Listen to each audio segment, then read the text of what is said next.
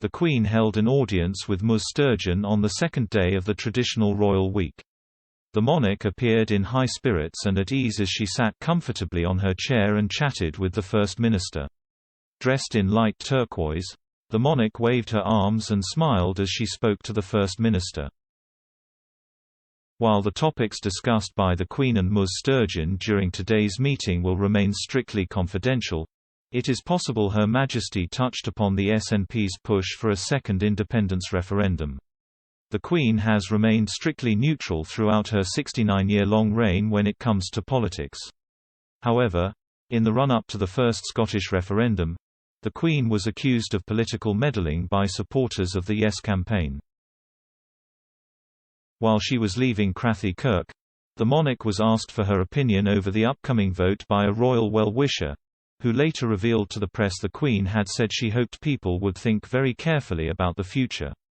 In 2014, Scottish voters rejected independence from the rest of the UK by a margin of 55% to 45%.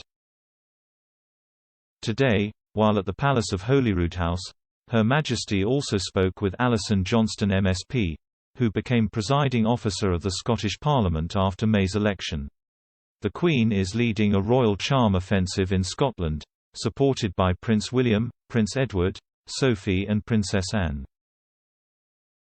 Yesterday, the monarch and Prince William marked the beginning of the Royal Week, known as Holyrood Week in Scotland, with a visit to the factory making famous fizzy drink Irn Bru.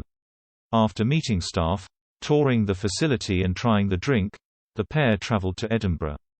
There, they attended the ancient ceremony of the Keys, during which the Lord Provost offers the monarch the Keys of Edinburgh. Tradition dictates Her Majesty must return the keys, signalling she is entrusting Edinburgh's elected officials to guide it.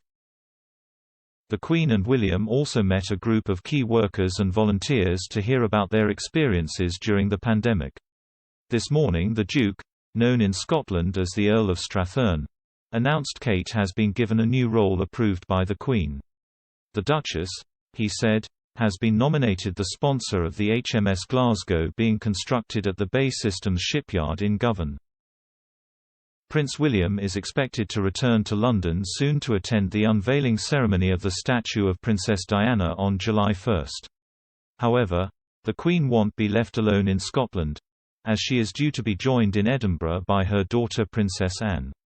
Moreover, her youngest son Prince Edward and his wife Sophie are also in Scotland.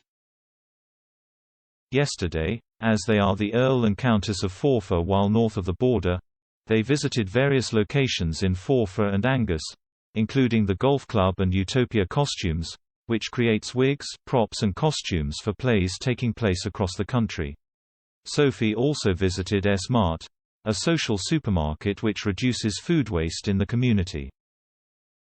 The Royal Week comes as tensions between London and Edinburgh over a potential referendum remain high.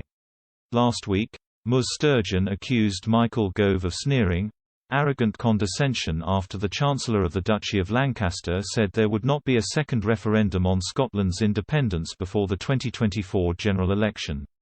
Ms Sturgeon also said Mr Gove's remarks would just increase the support for an independent Scotland.